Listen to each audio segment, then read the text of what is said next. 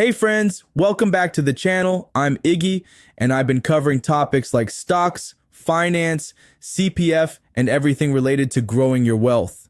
The Investing Iguana is ranked 8th in the 2023 Influential Tigers by Tiger Brokers, with over 768,000 reads and 53,000 likes. I produced over 650 videos with more than 300,000 watch hours as of December 2024. I also focus on regional and world economy topics. Today's video is all about maximizing your investment returns by comparing the dividends of Singapore's three banking giants, DBS, UOB, and OCBC. Dividends are a crucial part of investing, especially for those of us who value steady income or are planning for retirement. Whether you're a seasoned investor or just getting started, understanding which bank offers the best dividend opportunities can help you build a resilient portfolio in Singapore's evolving financial landscape. Let's dive into the nitty-gritty of their dividend histories, yields, and financial stability. We'll also explore real-world examples to make this relatable and discuss key considerations to help you make informed decisions. Ready? Let's go. First up, let's talk about historical dividend trends. Have you ever wondered if past performance can predict future results? While it's not always a guarantee, looking at a company's dividend history can give you clues about its reliability in rewarding shareholders. Take DBS, for example. From 2019 to 2024, DBS consistently increased its dividends with an impressive compound annual growth rate, CAGR, of around 9.31%. This means that if you had invested in DBS 5 years ago, your dividend income would have grown significantly over time. UOB and OCBC have also shown steady growth in dividends, but at slightly lower rates compared to DBS. This consistency is important because it shows that these banks prioritize rewarding their investors even during challenging times like the pandemic years. Now let's move on to current dividend yields and payout ratios, two metrics that every dividend investor should understand. The dividend yield tells you how much income you'll earn relative to the stock price. For example, if a stock costs $10 and pays $0.50 in annual dividends, the yield is 5%. Simple enough, right? As of now, OCBC offers the highest dividend yield among the three banks. But here's where it gets interesting. DBS has shown the fastest dividend growth in recent years. In the first half of FY 2024 alone, DBS increased its dividend payout by a whopping 20%. Meanwhile, UOB and OCBC raised their dividends by 3.5% and 10% respectively compared to the same period in FY 2023. But wait, does a high dividend yield always mean it's the best choice? Not necessarily. Sometimes a high yield could be due to a drop in share price rather than an increase in dividends. That's why we also look at the payout ratio, the percentage of earnings paid out as dividends. A payout ratio below 100% is generally considered sustainable because it means the company is not distributing more than it earns. All three banks maintain payout ratios around 50%, indicating they balance rewarding shareholders with reinvesting for growth. Let me know in the comments. Do you prioritize high yields or consistent growth when choosing stocks? Next up is financial performance, arguably the backbone of any company's ability to sustain dividends. A bank with strong profitability and healthy capital ratios is more likely to maintain or even increase its payouts over time.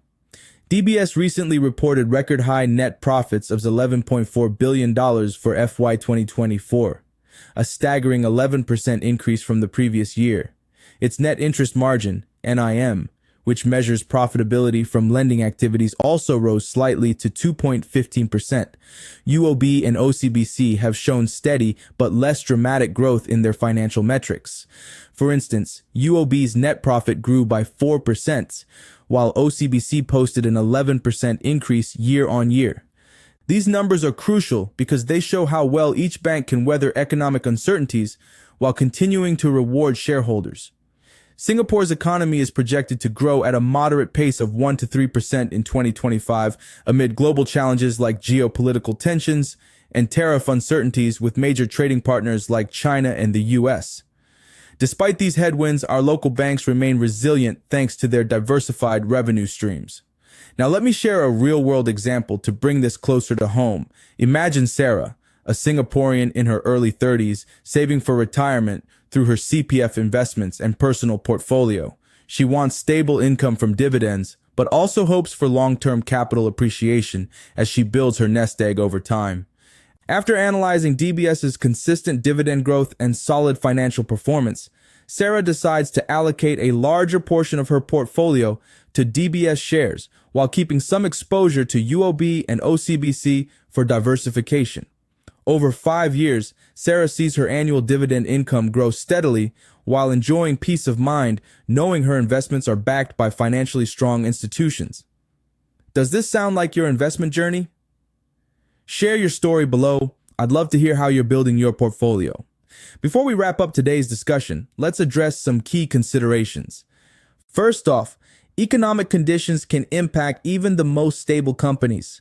While Singapore banks are known for their resilience, factors like interest rate cuts or increased tariffs could affect profitability and thus future dividends.